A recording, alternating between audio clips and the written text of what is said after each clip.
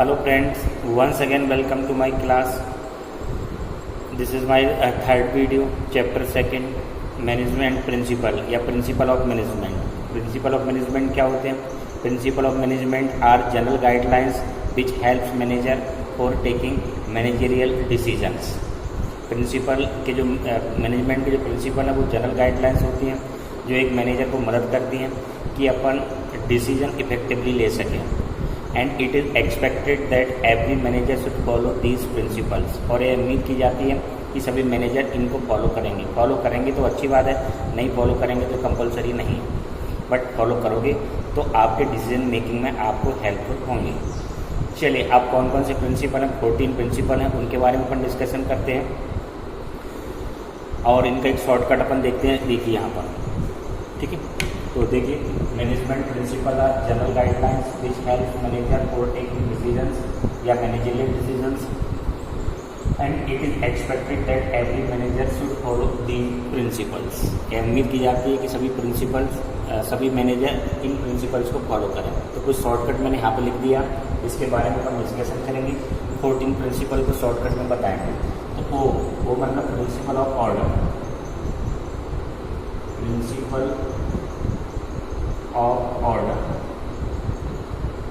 Principal of order, उनके बारे में अपन डिटेल डिस्कशन करेंगे। D discipline, principle of discipline. A authority and responsibility, authority and responsibility. First principle of order, second discipline, third authority and responsibility. और D division of work, division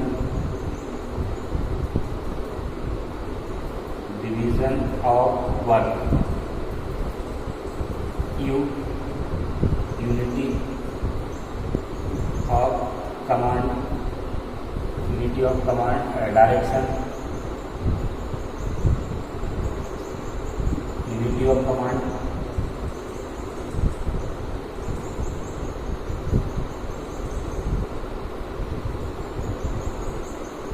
ठीक है।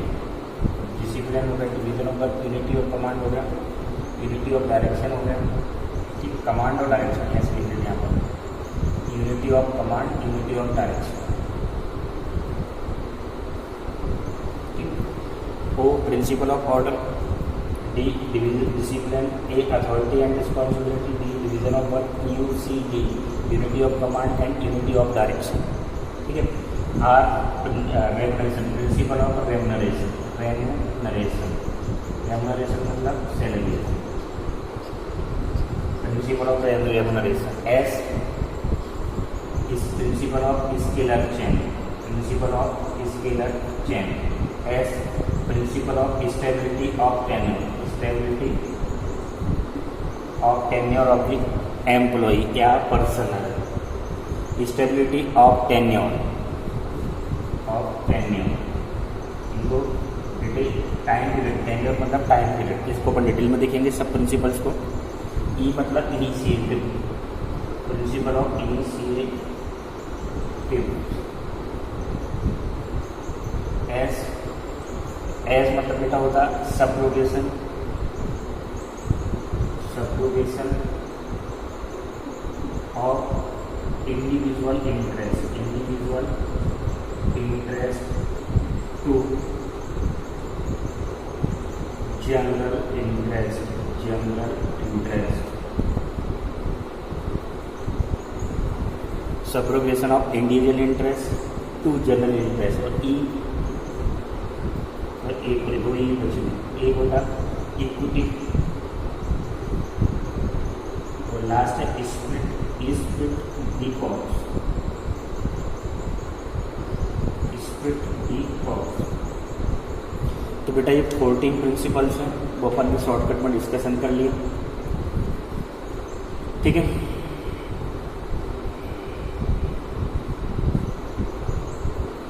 ठीक है, देखिए जरा, principal of order, principle of discipline, authority and responsibility, division of work, unity of command, unity of direction. और एक बचा सी, सेंट्रलाइजेशन एंड डिसेंट्रलाइजेशन। यू मतलब यहाँ पे लिखे तो बेटा यूनिटी कमांड। यहाँ पे सी मतलब बेटा centralisation and decentralisation, centralisation and decentralisation.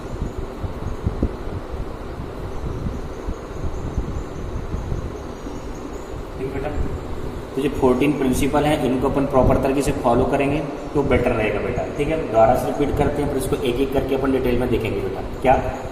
Principle of order, principle of discipline, principle of authority and responsibility, principle of division of work, principle of unity of command, principle of centralisation and decentralisation, principle of unity of direction, principle of unity of direction, principle of remuneration of personal या person employ, principle of scalar chain, principle of stability of tenure of employ या personal, principle of initiatives या initiation, principle of subordination subordination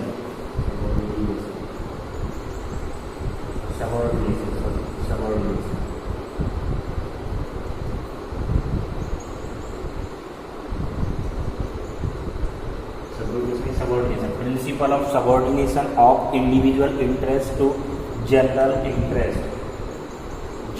interest, last equity, और सबसे last बेटा spirit D cops.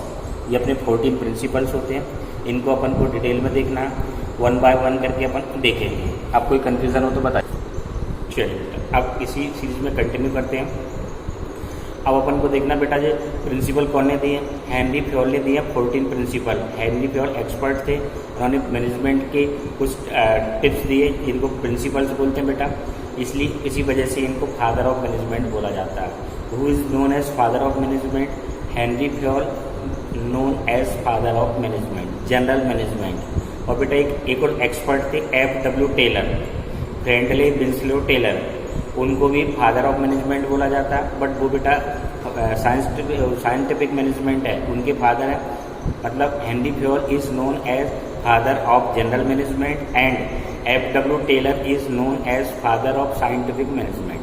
ठीक है, दोनों का बेटा अपना अपना कंट्रीब्यूशन है और दोनों के प्रिंसिपल अपन अप्लाई करेंगे तो डेफिनेटली अपन को कुछ ना कुछ बेनिफिट होने वाला है। ठीक है, अब अपन बात करते हैं कि बेटा इनको स्टेप बाय स्टेप अपन देखते हैं। तो देखते हैं अपन सबसे पहला O principle of order, principle of order, principle of order बेटा। ऑर्डर का मतलब क्या है यहाँ पर बेटा?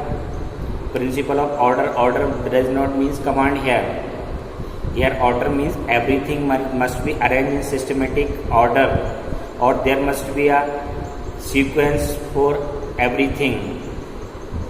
यहाँ पर ऑर्डर का मतलब ऑर्डर देना नहीं है, कमांड नहीं है। यहाँ पर ऑर्डर का मतलब ये है कि everything must be arrange in systematic order, sequence wise systematic अपन को अरेंज करना, so that we should not waste time in searching tools, man and material. और we can say there must be a right place for every things. हर किसी के लिए एक place होना चाहिए, चाहे वो मैन हो या मटेरियल हो या कुछ भी हो बेटा, सबके लिए एक सिस्टमेटिक प्लेस होना चाहिए। The effect of this principle will be that we should not waste our time in searching tools and materials. हर चीज़ अपन को एक जगह मिल जाएगी तो बेटा अपना टाइम वेस्ट नहीं होगा और अपनी जो सिस्टमेटिक प्रोसेस है वो भी चलती रहेगी, डिस्टर्ब नहीं होगी। और अगर इस प्रिंसिपल को फॉलो नहीं किया गया तो बेटा डिले हो जाएगा, अपना टाइम वेस्ट हो जाएगा। दूसरा, एम्प्लॉई फालतू बैठे रहेंगे आइडियल, तो उनका यूज़ नहीं हो पाएगा। तो बेटा ये सब अपने ड्रॉबैक्स है। ठीक है, तो ये क्या है? Principal of order. Here order means, here order does not mean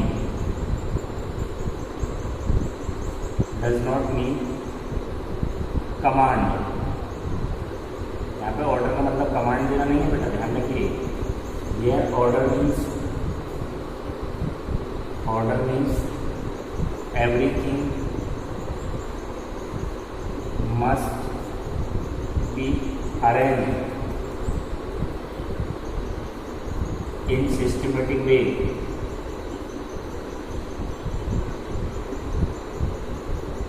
Means that is sequence wise.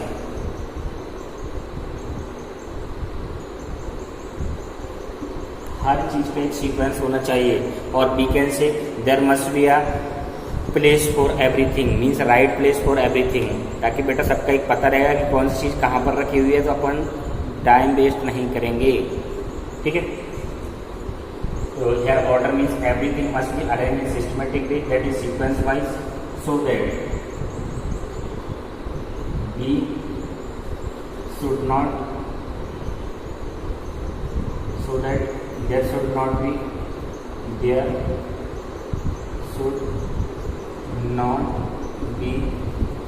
wastage of time in search of man and material। ठीक बेटा, everything must be placed, must be arranged in systematic way and or we can say there must be a right place for everything। हर एक things के लिए एक अपने पास place होना चाहिए, ताकि जिस चीज़ की ज़रूरत पड़ेगी उसी प्लेस पे जाएंगे तो वो मिल जाएगी, तो अपना टाइम वेस्ट नहीं होगा। अगर नेगेटिव इफेक्ट क्या होगा, नेगेटिव इफेक्ट बेटा ये हुआ कि अपना टाइम वेस्ट होगा उसकी सर्चिंग में। दूसरा, एम्प्लॉय आइडियल बैठे रहेंगे क्योंकि उनको काम करने को नहीं मिलेगा, तो ये सब अपना ये था। और बेटा ये इंपॉर्टेंट है प्रिंसिपल ऑफ ऑर्डर। ठीक है, चलिए अब दूसरा प्रिंसिपल देखते हैं, कोई कंफ्यूजन हो तो बताइए। चलिए बेटा, the next principle is that division of work. पहला प्रिंसिपल अपना क्या हो गया बेटा, प्रिंसिपल ऑफ ऑर्डर। सेकंड है बेटा next division of work. Division of work मतलब काम को डिवाइड करना। कैसे डिवाइड करना, काम को अपन डिवाइड कर रहे हैं तो बेटा कैसे डिवाइड कर रहे हैं काम को, उसका ही कोई पैरामीटर तो होगा कि अपने हिसाब से डिवाइड कर देंगे। तो बेटा काम को डिवाइड करना इसलिए ज़रूरी है ताकि अपना काम सिस्टमेटिक होता रहे, लोड ज़्यादा ना पड़े, तरीके से काम हो जाए। और दूसरा बेटा काम को अपन डिवाइड करेंगे, उसके पीछे अपन उसकी वो देखेंगे एक्सपीरियंस, क्वालिफिकेशंस, जो व्यक्ति जिस काम को कर सकता है उसी को अपन काम डिवाइड करेंगे। तो division of work means to divide the work into small parts into different groups so that the work should be go smoothly, systematic काम होता रहे। And this divideation must be done on the basis of quality and qualification. This divideation must be done on the basis of quality and classification. बेटा जो classification कर रहे हैं वो आपका क्वालिटी और एबिलिटी के आधार पर किया जाना चाहिए। इसका बेनिफिट क्या होगा, एक तो बेनिफिट ये होगा कि जो लोड था वो डिस्ट्रीब्यूट हो जाएगा, तो सिस्टमेटिक काम चलता रहेगा, किसी को ज़्यादा लोड नहीं आएगा। और दूसरा बेटा ये होगा कि क्योंकि अपन यहाँ पे डिवाइड कर रहे हैं वर्क, तो क्वालिफिकेशन के आधार पे कर रहे हैं, उसकी एबिलिटी उसके आधार पे कर रहे हैं, तो वो बंदा उसी काम को करेगा, तो वो धीरे धीरे करके एक्सपर्ट नहीं हो जाएगा बेटा। और एक्सपर्ट हो जाएगा तो एक्सपर्टीज़ का फायदा किसको मिलेगा, ऑब्वियस बात है बेटा, ऑर्गेनाइजेशन को मिलने वाला। ठीक है, तो नेक्स्ट प्रिंसिपल क्या है, division of work. In this principle whole work must be divide into small units और in different group so that there must be a smooth functioning and this dividation must be done on the basis of quality and qualification। अब बेटा quality और qualification के बाद डिवाइडेशन होगा उसके आधार पे, तो ऑब्वियसली बात है स्पेशलाइज जो बंदा जो काम कर रहा है उसी को बार बार करेगा या उसकी क्वालिटी के आधार पे करेगा, तो बेटा उसमें स्पेशलाइजेशन आएगा और स्पेशलाइजेशन का बेनिफिट ऑर्गेनाइजेशन को मिलेगा। ठीक है, चलिए बेटा इसमें बेटा कुछ की पॉइंट लिख देता हूँ। Whole work should be divided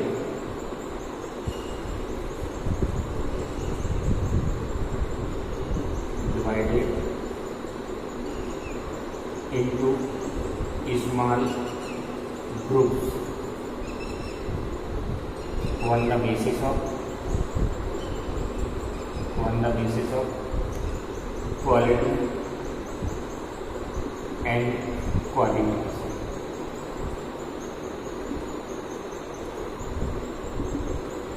quality बेटा क्वालिफिकेशन डिवाइड करना क्या, स्मॉल ग्रुप्स।